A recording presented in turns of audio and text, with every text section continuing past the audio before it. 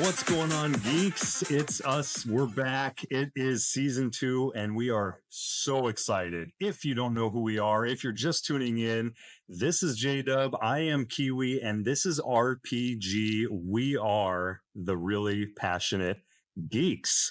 And on that note, I would like to say that this is season 2. We're extremely excited. I cannot say that enough. Justin, go ahead, introduce yourself to all of our adoring fans, and let's hear what you've been up to. Hey, what's up, everyone? So season 2 back in order. So season 2, episode 1. I'm excited. It's been a long time. It's been almost a couple months now, and people have been asking for when the new season is coming out. So there's been a lot of changes.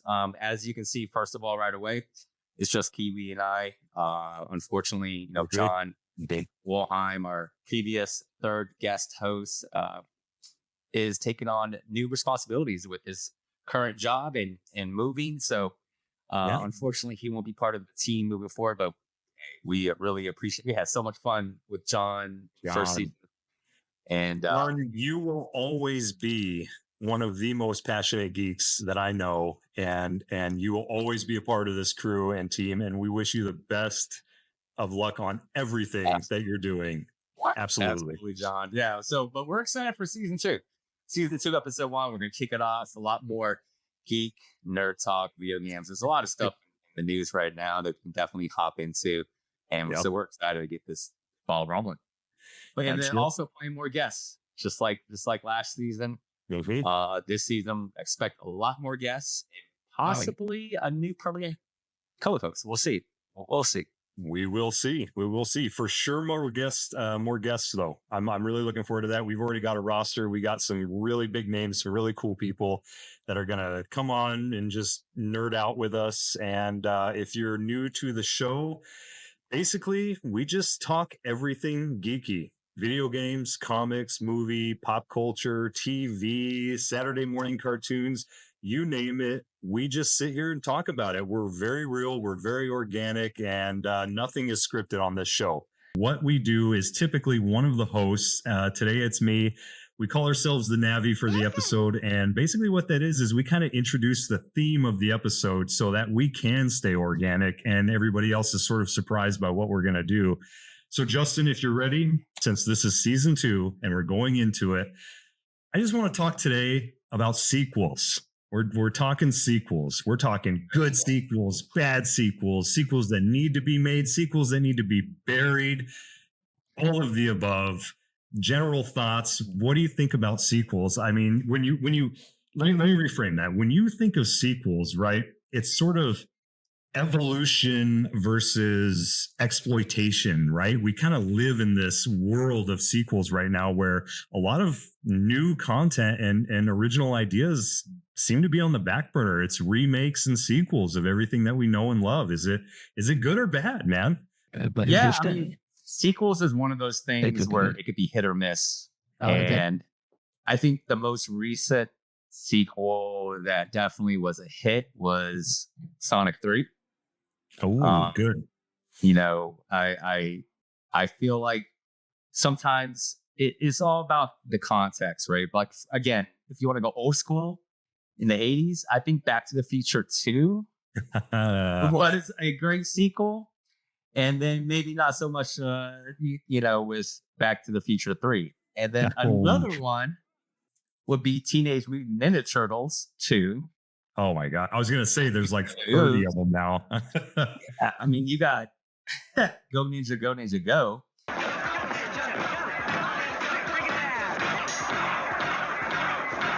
Oh, if you remember that. Ice forever in my heart. Yeah. I mean, so I just feel like if you have a solid, good first one, how can you top the first one? It's very rare. It can be done. But yeah, man, I just think that certain genres, not certain titles, IPs can do it if it's done right.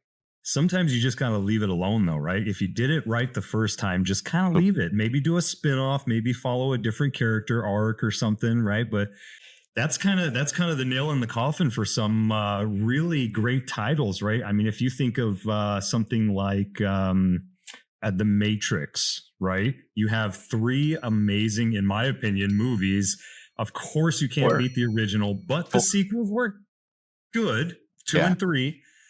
And then comes Resurrections, in my opinion, again, kind of kills the original series, and it just sometimes it taints it, and you just need to leave it be.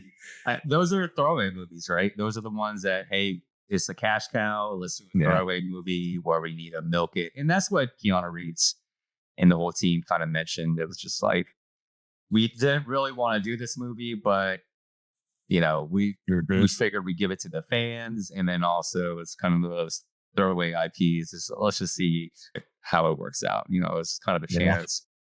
Well, and then Keanu with Sonic 3, right? Bringing it to life with Shadow, nailed it. And Keanu, by the way, you ever want to be on the show? Feel free to drop us a line. It's all good. Yeah, it's all good. Keanu was no. I mean, Sonic 3 is definitely that movie. But you know, that also leads to the remakes too, right? Like, or the reboots as well. Yep. Yeah, and that's kind of one of those things, right? Where what would be a good example? So if you think of something like let's call it, you know, maybe Star Wars is probably too big of an example, because I don't even know if you would call some of those sequels. They're almost different spin-offs, right, of Boba Fett and Ahsoka and Andor and everything else in between. Story, right. Yeah, so I think the whole universe, like, let's just expand that whole universe. Kind of what they did with Game of Thrones. You know, they're going to go in the backstory now. They need to with that finale. They'll probably do a future story in the future, you know, and that's good. You know, if you're taking the IP and you're expanding upon it, like Star Wars is a great example, I think. But it becomes into that Marvel curse where it becomes too saturated. Yeah. Right? And that's bringing back the video games. If you remember, Nintendo had that seal of approval because what killed the video games in the beginning was when Atari first came out, everybody made a video game for the Atari. And Kellogg's, you know, cereal boxes were just throwing games that were made less than 10 hours just so they can include it in the cereal box.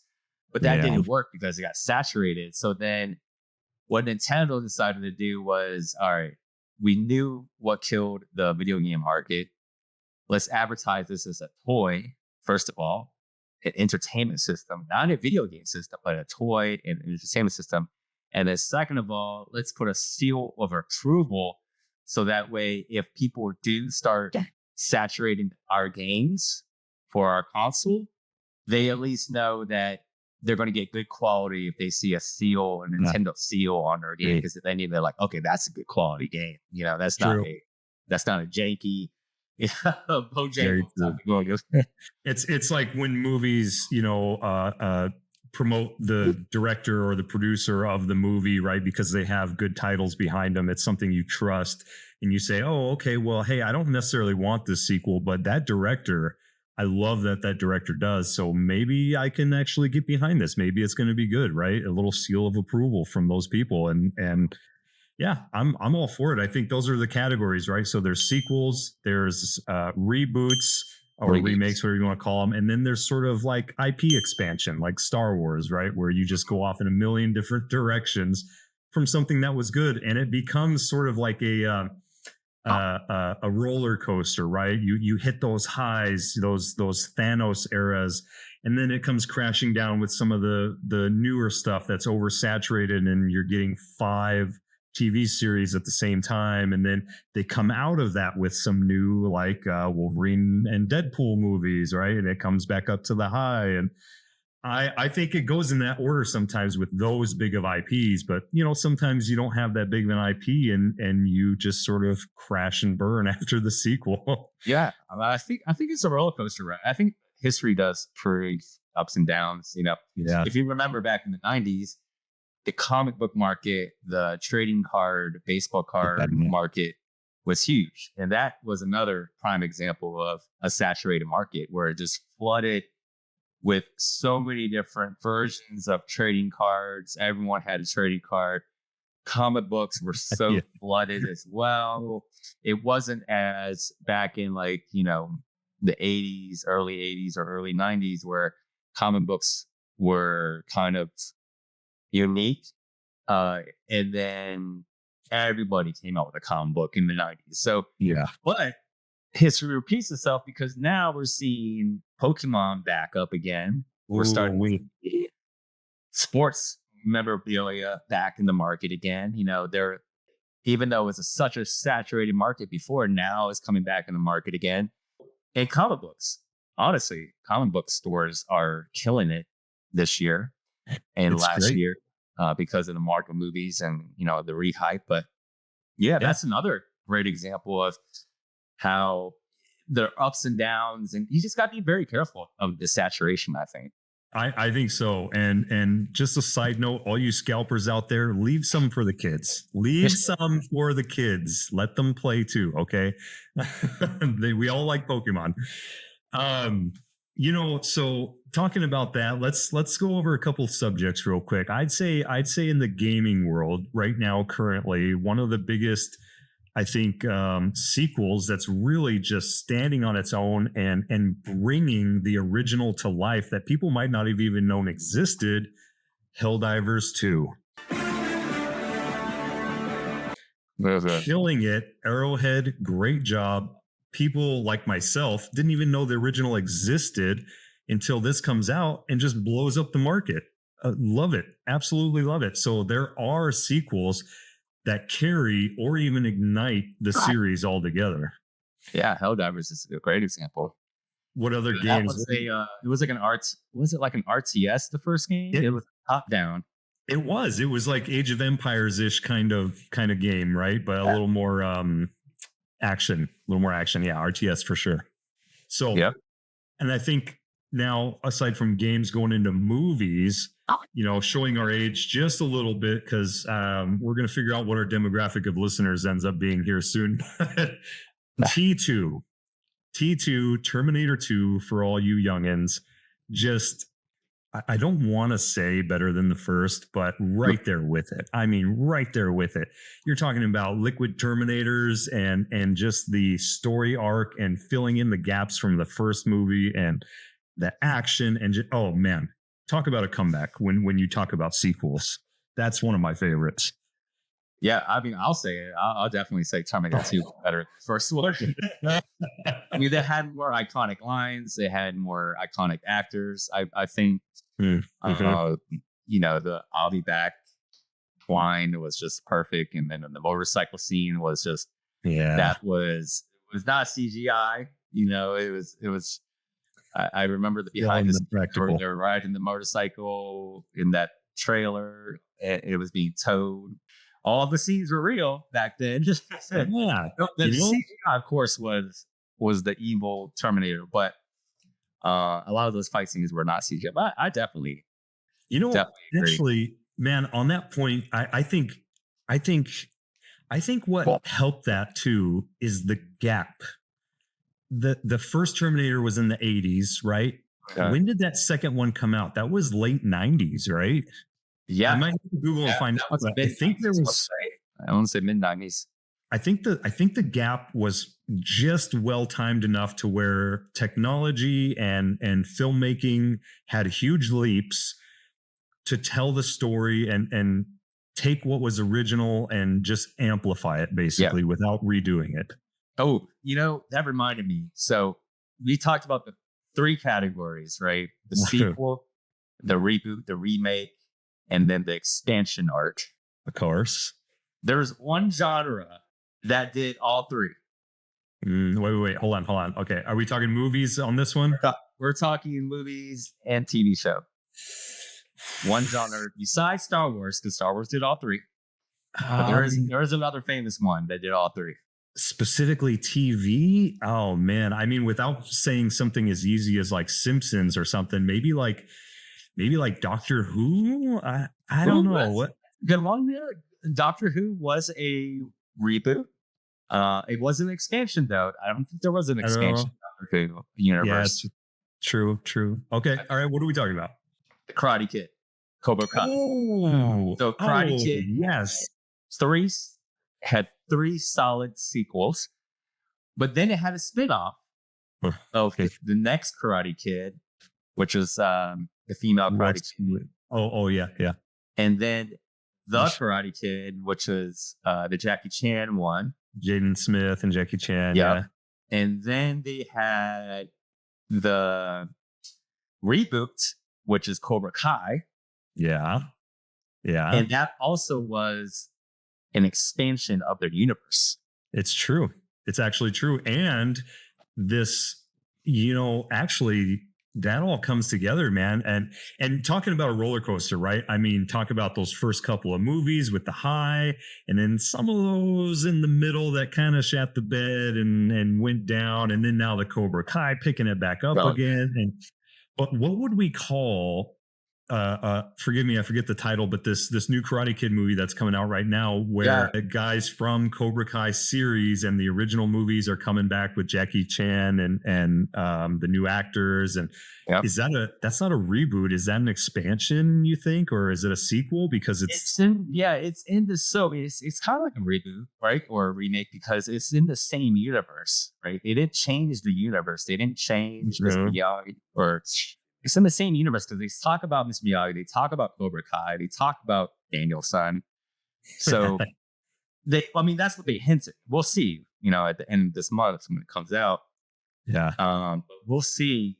But they said in the Cobra Kai interviews, because I was such a huge fan of Cobra Kai, I just fell in love with it from day one when Johnny was blasting his AC/DC and his dirt bike. It was some like 80s hairband music and his red that's right, the Camaro, I guess, that he always had, and showing him as washed up after losing the event and how he can never get back, and then his story, just amazing artwork. I think, not to give it away, but at the very end, Johnny finally got his flowers.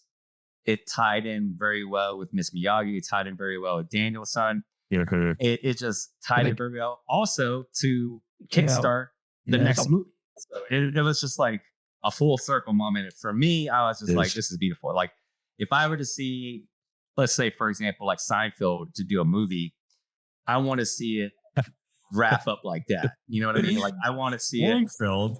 Yeah, Seinfeld didn't. The movie comes out, I am avoiding the theater at all costs. Well, Seinfeld didn't end. A lot of people criticize Seinfeld didn't end the way they wanted it to, but Jerry was very adamant. He's like, I wanted to end it in a weird way, sort of like what The Office did, in just a monotone kind of way where it wasn't too crazy of an ending. If that made sense. Yeah, absolutely. And that's a whole, like you said, cyclical kind of thing where it comes around on Cobra Kai and Karate Kid in general, right?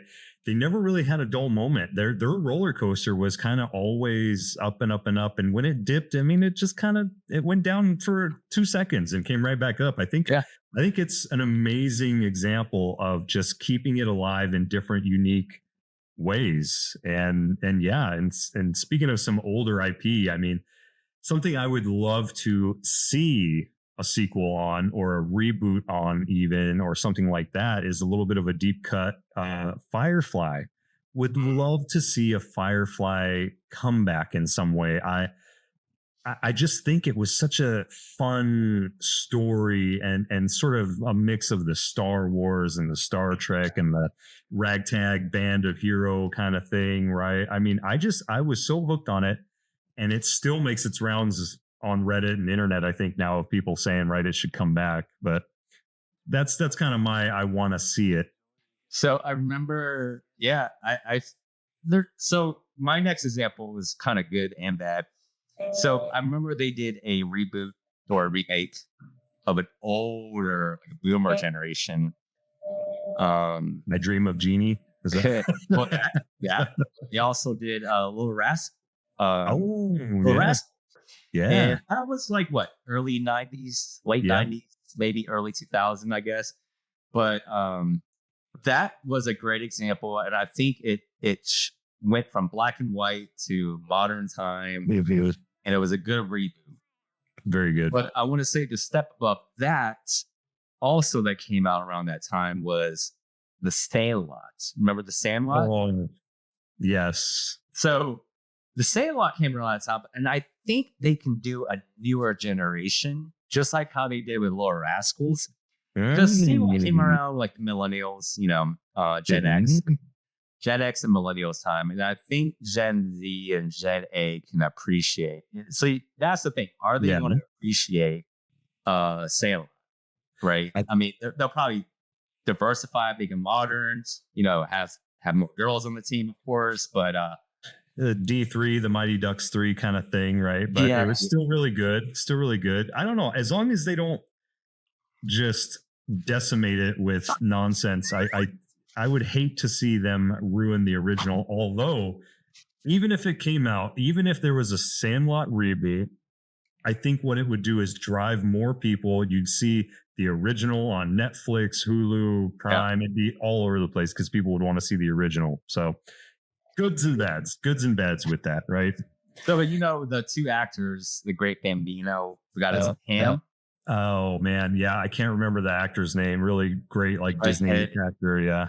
And then Yaya. So I follow them on TikTok, and they're amazing on TikTok. They're funny. Oh yeah. And they keep referencing, like he'll do the point, like the Babe Ruth point, like I'm gonna do that, and he does that. But he's funny. He's always been funny. He's been funny in the Sandlot. And then Yaya, the skinny kid, he grows up to be this bodybuilder, bulked up, jacked up bodybuilder, which is really funny scene because he doesn't change. He still looks the same as he was a kid, but older. Yeah. He's married with kids. But then you see Yaya, who's like built like me in Sandlot. But then as an adult, he's like Arnold Schwarzenegger. You know what I mean? He's like, but that's how Cobra Kai came about. It was from that Friends episode where Johnny came in and dressed up as a clown, and Danielson was there, and then they were saying like, Johnny from Friends, the TV show, with the coffee and the Friends. Jennifer Aniston. Oh man! Yeah, so, and then they were like, Johnny was kind of like the star guest of that episode, and it was like, that's where there was like, Johnny deserves his flowers, and that's where it kind of spun off, and it became this YouTube independent thing. Because I remember watching it on YouTube, that premium YouTube thing, like, and I subscribed just to watch Cobra Kai. Yeah. And then as soon as Cobra Kai ended their first season, I was like, all right, I'm off the YouTube Premium. Sorry, YouTube. No offense. We'll edit that out. But But yeah, I mean that's I love how, and that's I do want to see. I think that's gonna happen. I think that could happen. Sadly. I think so. And that's reaching pretty deep. You got to find somebody in our generation or whatever that wants to bring that back or sees the potential in it. Right. And I don't know. Yeah. Right. It could be really good. And there's a lot of things going on right now. There's a lot of sequel movies and titles coming out. And I don't know. It's kind of one of those things where, does it crush the nostalgia or reinvigorate it? Right. Is it something that's going to be, I mean, let's talk about games again real quick, right? Is it something like an Overwatch 2 where it's like, hey, this should have just been some DLC, or is it a true sequel? Like there's things like that where you're not getting what you expect out of it necessarily, but sometimes you get Dark Knight, right, with Heath Ledger, and it just knocks it out of the park. Well, speak of modern news, maybe Superman. Yep. So I don't know if you see the trailer for the new Superman. I personally love it because it brought back the old Christopher Reeves, where you saw a very distinction between Clark Kent and Superman. Yeah. Or, Clark Kent was goofy and then Superman is like confident. And then also they kind of lighten it up. They kind of lighten up because that's what DC movies had was that they were very dark and grimy. Yeah. And so they kind of lighten it up to like Marvel Universe kind of style where they showed flavor with the Clark Kent. They showed flavor with Lex Luthor, bringing all these bad guys to beat up Superman. For me, I think it's a fresh breath of air that I think just what they wanted to do. They wanted to reinvent the DC movies because let's be honest, the new Superman movies that DC did were bloody. They were all Dark Knight. They all try to follow that Dark Knight script, and it just wasn't. And it's like, it's Superman. It's not Batman. It's Superman. Yes. Why are you going to go dark with Superman? Superman is light and colorful, Yes, he's the bright shining smile and the quippy one-liners of saving the day, and it's not the Dark Knight. That's a great example, actually. And I don't know, and there's some good crossover because I've seen, I am a huge fan of Peacemaker coming out of the last Suicide Squad with the big starfish, right? Like, what superhero are you? Peacemaker. Get out of here, motherfucker! You a fan? There's no superhero called Peacemaker. Dude, I'm famous. Not that famous. I loved it. That's my type of goofy, gritty, funny action. That's right up my alley. And with the new Peacemaker tying in to the new Superman movie, right, where you're going to see some of the crossover between like the Green Lantern characters and stuff. I love it. I love the direction they're going in. These are the sequels that I think DC is going to win with, and I think they're going in the right direction. Is that James Gunn that's doing the new Superman? Yeah, James Gunn. I was going to bring that up. Yeah, Galaxy, Guardians of the Galaxy. I still love Guardians of the Galaxy. I just love that whole cast. They're not your typical superheroes. They're like a guy with a gun, a guy with strength. It's not your over, strong, punishing superheroes that like I can, destroy the world in the blink of an eye. They're just normal people, I think. I think so. And I love that. But James Gunn brought that out and he did it in a great way and with humor. And just made it enjoyable to watch. And I can't wait. And I can't tell from the trailer, because if you've seen the trailer, I think there's a little hint of that, but you can't really tell until you actually go see the movie. Yeah. If that makes sense. Absolutely. Yeah. No. And and it's one of those things like, I don't know if anybody's seen Kick-Ass or has any. When I saw the trailer for Kick-Ass, I actually did not see it in theaters because I thought it was some goofy teenage coming to, a coming of age story, whatever you want to call it. Like, I wasn't into it. I just happened to be at a friend's house one day when Kick-Ass was on, and I sat through like the first sequence where he's getting his ass kicked and he goes to the hospital. And then I see the Big Daddy scene where he's like Batman just massacring people in like a warehouse. And I'm like, the hell am I watching here? Right? Like, this is not the trailer I saw, man. But yeah, I'm stoked to see if that Superman lives up to it and really delivers, because I'm hoping that they can ride that wave and go forward with it, man. I do. Yeah. Yeah. I'd say before we sign off here, man, let me ask one thing. Let's give a spicy little question, and maybe the audience, right? You guys can chime in and give us your thoughts. If you could erase one sequel, it never existed, what would it be? Take your time. We can edit out the dead space. And we're talking, pick whatever, your choice. Movies, games, TV. Your choice. It's a good it's question. A good one, right? So actually, you know what? Let me just because I happen to use the word Dead Space right there, let me start first. Dead Space was the most amazing game as far as the sort of outer space horror theme or whatever. Dead Space 2, great. You stretched it a little bit. Definitely could have ended right there. And then Dead Space 3, what the hell were you guys doing? Stop it. Like, you could very easily erase that and just keep those two, and I'll be happy with Isaac Clarke's story right there. I probably could have come up with some much better examples. Neverending Story 2, please just get rid of it. I forgot. That was just like disturbing. There's plenty I can think of off the top of my head, I guess. But since I'm the Navi, I had time to think about it. So you tell me which one are we getting rid of? I mean, that was definitely disturbing. I mean, all right, I'll go with the controversial pick. Some people liked it, some people didn't. I'll give you a 2-for-1 answer. And Zelda 2 and Super Mario Brothers 2. They were OGs on Nintendo, right? Yeah. Yeah, on the OG Nintendo system, they were completely different from the first game. With Zelda, it was top down on a map.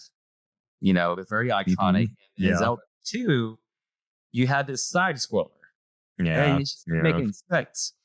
And then with Super Mario Brothers 2, there was a whole backstory to it, and I'm sure you can research it, but it was supposed to be like a Japanese game, and they needed a throwaway game, and this was a throwaway game. Yeah. But some people really enjoyed Super Mario Brothers 2. That's why I'd say this is gonna be controversial. But for me, I didn't like it. I wanted to go back to the original side scroll. I mean, that's where Super Mario Brothers 3 destroyed 2 and 1. But see, now here's the thing, though. Did that come from the disaster that was Super Mario 2, though? Oh, it had to be. Right? So you have to have those disasters sometimes to push through and create something better. But you never know. They might have jumped from 2 to 3 or 1 to 3 in the, I don't know, the game creation, and could have definitely been a lot better off. I am one of those people that's going to agree with you on that. It wasn't for me. But hey, at least they tried something new, right? It was an era of new, exciting things, and they tried. Yeah. All right, guys. It was an amazing intro to season 2. We'll keep it short and sweet. Definitely follow along. We're on YouTube, we're on TikTok, we're on Spotify. We're everywhere you can find us at RPG or Really Passionate Geeks. Come follow along with us. Season 2 is going to be more geekier, more funnier, more cooler, all of the ers. And we're really excited to have you guys, and can't wait to show you some of the guests we have lined up. And comment in the section, in the comment section. I guess that's what you do in the comment section, right? You comment and let us know what you want to see, what you want to talk about. We'll shoot the breeze, and season 2 is just getting started. Yeah, I'm excited. Expect more guests than last year, so it's going to be really fun. So can't wait to start talking to you guys again. Thank you guys so much for season 1. We're ready for season 2.